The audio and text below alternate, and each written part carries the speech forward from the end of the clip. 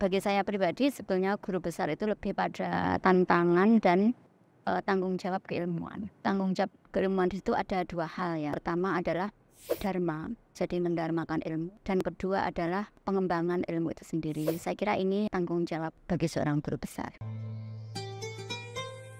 Guru besar bukanlah suatu pencapaian yang sederhana, tapi bagi Yulia, itu adalah sebuah tantangan sekaligus tanggung jawabnya sebagai seorang akademisi untuk mendarmakan dan mengembangkan ilmu yang didapatnya. Banyak lika-liku yang dilaluinya hingga sampai ke titik ini. Tentu, semuanya itu dilakukan atas nama pendidikan.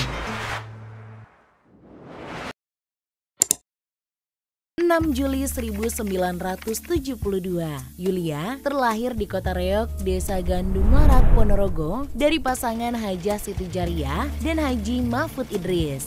Yulia bertumbuh dari keluarga yang sangat sederhana dan agamis. Ibunya mendarmakan seluruh hidupnya sebagai guru TK dan perintis pendidikan TK-TK di wilayah pegunungan di berbagai kecamatan hingga tutup usia tahun 2009.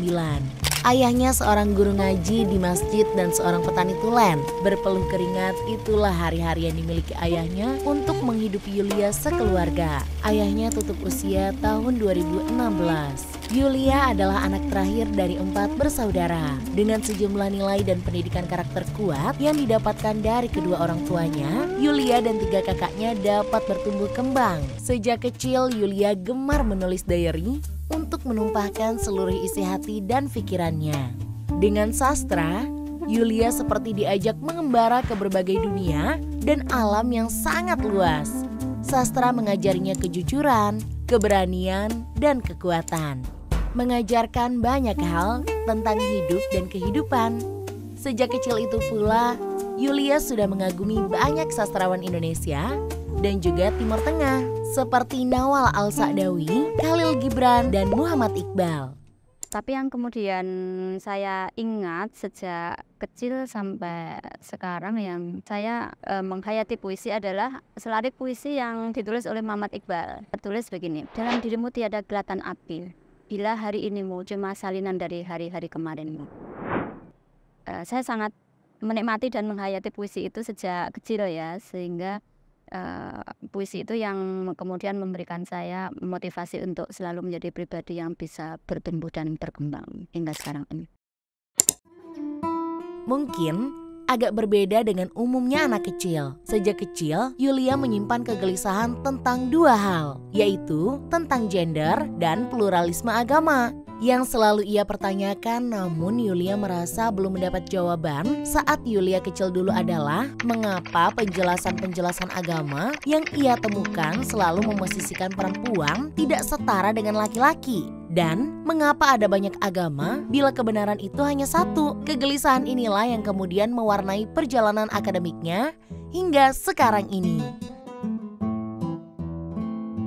TK Muslimat Gandu adalah lembaga pendidikan formal pertama yang membentuknya. Lalu ia menempuh pendidikan di MI Ma'arif Gandu dengan dasar-dasar pendidikan yang ia hayati. Pendidikan menengah dan atas ia tempuh di Ponpes Al-Islam Joresan Melarak, Ponorogo dengan berbagai tempaan, gemblengan, dan nilai-nilai filosofi yang ia dapatkan. Yulia aktif berorganisasi di OSIS, Pramuka, IPPNU Ancap, remaja masjid, dan mengajar di Dinia. Yulia melanjutkan pendidikannya di IAIN Sunan Kalijaga, jurusan Bahasa dan Sastra Arab. Di samping itu, Yulia juga belajar di Pondok Pesantren Wahid Hashim dan Pondok Pesantren Al-Munawir Kompleki. Kompleki inilah yang menjadi tempat tinggal Yulia selama berkuliah S1 dan aktif menjadi pengurus di sana. Saya mengenal Mbak Yulis, panggilan akrab untuk Bu Julia. Sebagai santri maupun sebagai pengurus, tidak sekedar menjalankan apa yang menjadikan kewajiban. Tetapi Mbak Yulis itu orang yang selalu mencari makna. Sejak muda punya semangat keagamaan yang luar biasa. Tapi di sisi lain juga seorang yang suka merenung. Sikap kritisnya itu berkembang sangat pesat. Jadi itu sisi lain yang sangat menarik dari beliau. Saat menjabat sebagai koordinator bidang pendidikan, Yulia bersama teman-teman merintis BPKP, mendirikan perpustakaan pondok, mengadakan ceramah dialog, dengan para pakar untuk kontekstualisasi kajian kitab kuning, dan masih banyak lagi. Yulia juga mengikuti program pembibitan dosen angkatan 10 kelas bahasa Inggris. 1997 kalau tidak salah, kami berdua sama-sama di program pembibitan calon dosen Kementerian Agama. Yulia lah yang kemudian mengenalkan saya dengan diskusi-diskusi serius terkait dengan isu gender, dan ternyata Yulia selalu konsisten dengan dunia itu. Mungkin saya tidak beruntung ketemu banyak di ranah akademik karena dunia kami berbeda, tapi kami selalu menjadi sahabat yang baik sejak hari-hari awal di Cados tahun 97 sampai detik ini. Setelah itu, Yulia melanjutkan S2 dan S3-nya di Universitas Gadjah Mada dengan bimbingan dari Profesor Wening Udasmoro selaku kopromotor disertasinya. Dalam penulisan disertasi, saya menjadi saksi bagaimana Mbak Yulia Nasrul Latifi menunjukkan satu semangat yang luar biasa, pantang menyerah, pantang mundur. Meskipun teori yang dia gunakan adalah teori yang sangat baru dalam karir akademiknya. Tetapi karena kerja kerasnya, maka dia bisa mencapai apa yang dia cita-citakan, yaitu lulus dari S3 di Fakultas Ilmu Budaya Universitas Gadjah Mada dengan sangat cepat, sehingga menjadi contoh bagi teman-temannya di program ilmu-ilmu humaniora. Yulia sangat bersyukur bisa kuliah di Yogyakarta. Di Yogyakarta inilah Yulia merasakan dapat kian bertumbuh dan berkembang dalam memperluas pengetahuan dan wawasan. Minatnya pada sastra dan kegelisahannya sejak kecil tentang problem agama dan demokrasi menjadi terjawab.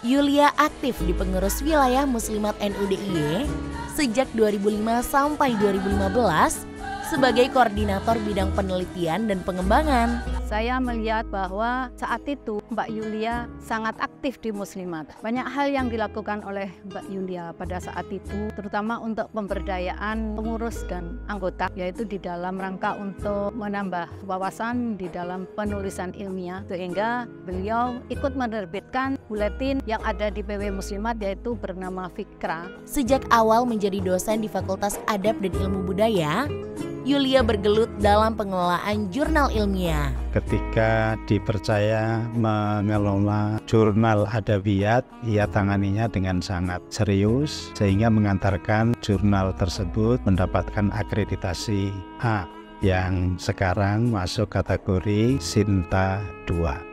Jadi sebagai dosen, Yulia itu sangat bertanggung jawab, baik secara akademik berkaitan dengan tugas mengajarnya maupun di dalam tugas-tugas lain sebagai ketua jurusan. Pada tahun 2021, Yulia mendapat tugas untuk mengelola Rumah Jurnal Fakultas Adab dan Ilmu Budaya. Selain itu, Yulia juga menjadi reviewer di sejumlah jurnal nasional dan internasional. Bu Yulia sebenarnya merupakan orang pertama yang membuka mata saya untuk berpikir kritis terhadap bagaimana kita membaca teks-teks keagamaan. Sehingga Ibu Yulia banyak sekali berjasa dalam membangun nalar kritis saya untuk melihat fenomena-fenomena keagamaan. Beberapa kali menjadi narasumber di berbagai kegiatan-kegiatan diskusi dengan tema kajian sastra, problem pluralisme agama, gender, dan agama filsafat barat dan timur, serta bedah buku dan novel. Karya tulis Yulia mayoritas bertema tentang analisis atau kritik karya sastra Arab terkait gender, religiusitas, isu kontemporer, dan humanisme. Kedisiplinan beliau dalam riset dan juga karya ilmiah menjadi hal yang mengesankan bagi kami. Lebih dari itu, bagi kami, beliau adalah wujud nyata dari tulisan-tulisan feminis beliau, yaitu perempuan-perempuan cerdas yang berusaha untuk terus memberikan manfaat kepada orang lain. Maka barangkali tidak salah ketika kami menyebut beliau sebagai Dr. Nawal Sadawi versi Indonesia di abad ini. Untuk mengembangkan wawasan budaya dan interaksi global, Yulia ikut berperan mengikuti program AFS Bina Antar Budaya Indonesia 2022, menjadi host fam atau ibu asuh untuk pelajar Amerika yang bermukim di rumahnya selama 2 bulan. I lived with them for 6 weeks, sharing my stories about my life in America and getting to experience theirs in Indonesia. Before coming to Jogja, I had no idea what to expect, but I was pleasantly surprised by Bu Yulia and her family's kindness, warmth, and curiosity. I have the fondest memories of chatting with Bu Yulia about philosophy, particularly religious philosophy. My mother got all her degrees in philosophy, and funnily enough, it's become my favorite subject as well. Di luar akademik perkuliahan, Yulia merasa nyaman hidup dan tinggal di kampungnya Godean.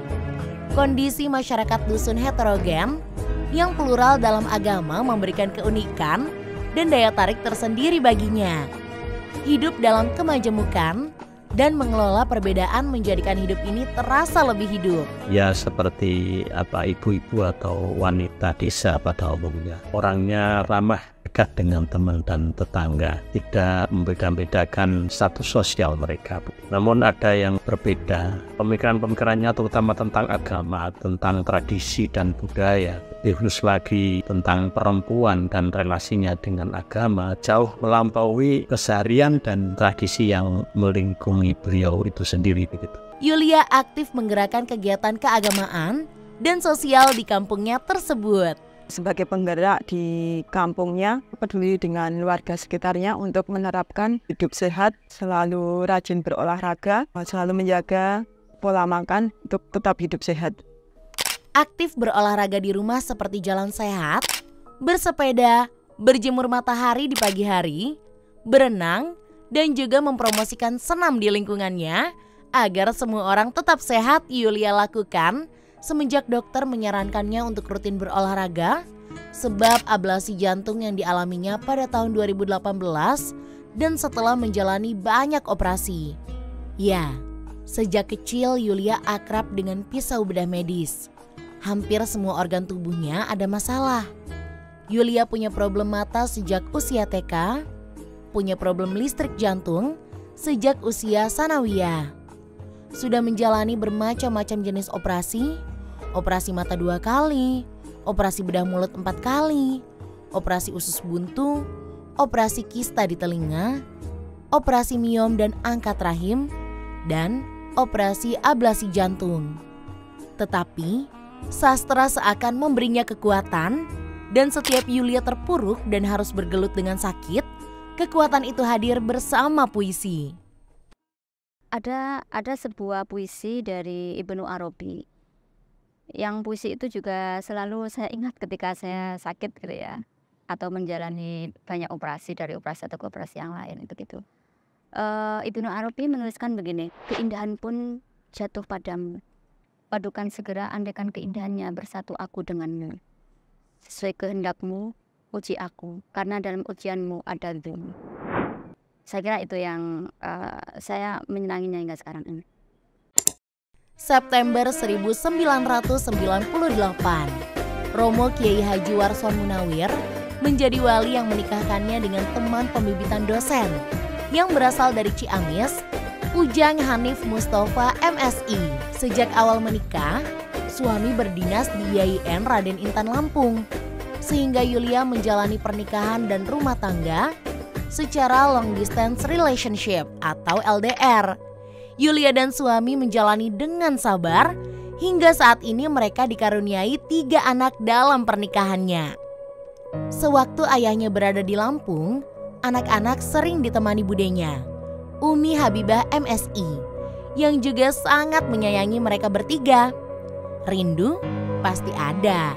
Makanya ketika sang ayah sedang di Yogya, waktu-waktu yang ada dihabiskan untuk bermain dengan anak-anaknya. Kini ketiga anak Yulia telah tumbuh dewasa. Zada Ni'am Mustafa, anak pertama, berkuliah di ITB jurusan mikrobiologi. Kedua, Sofi Ramzia Latifi, berkuliah di kedokteran umum UGM. Dan anak ketiga Zaki Habib Mustafa, yang saat ini berseragam SMA Teladan Yogyakarta. Yulia dan suami telah menunjukkan kepada kita bahwa jarak tidak menjadi alasan untuk terputusnya sebuah hubungan. Tentu saja, ini dilandasi dengan kepercayaan yang kuat di antara keduanya. Jadi buat kalian para kaula muda atau siapapun di luar sana yang sedang mengalami LDR, baik dengan kekasih atau bahkan dengan keluarga, Mungkin kalian bisa mencontoh kisah Yulia ini. Semangat para pejuang LDR! Yulia berharap agar tetap diberikan kesehatan supaya terus bisa menjalankan kewajibannya serta bermanfaat sebagai seorang ibu, akademisi, dan tidak lupa tugasnya sebagai makhluk sosial untuk bermasyarakat. Saya adalah salah satu saksi hidup atas kesabaran, keuletan, ketabahan, dan kerajinan yang dilakukan dengan tulus sebagai ibu, sebagai istri, dan sebagai dosen. Selamat. Selamat. Selamat, selamat, selamat, Selamat. selamat, Selamat. Selamat. Sekali lagi, selamat sukses atas raihan Guru Besar Profesor Dr. Yulia Nasrul Latifi M.Hum. Mudah-mudahan ilmu yang diperoleh memberikan kemanfaatan, keberkahan untuk diri sendiri dan keluarga, dan tentu juga untuk seluruh warga masyarakat, dan berkontribusi langsung bagi kepentingan pembangunan bangsa dan negara.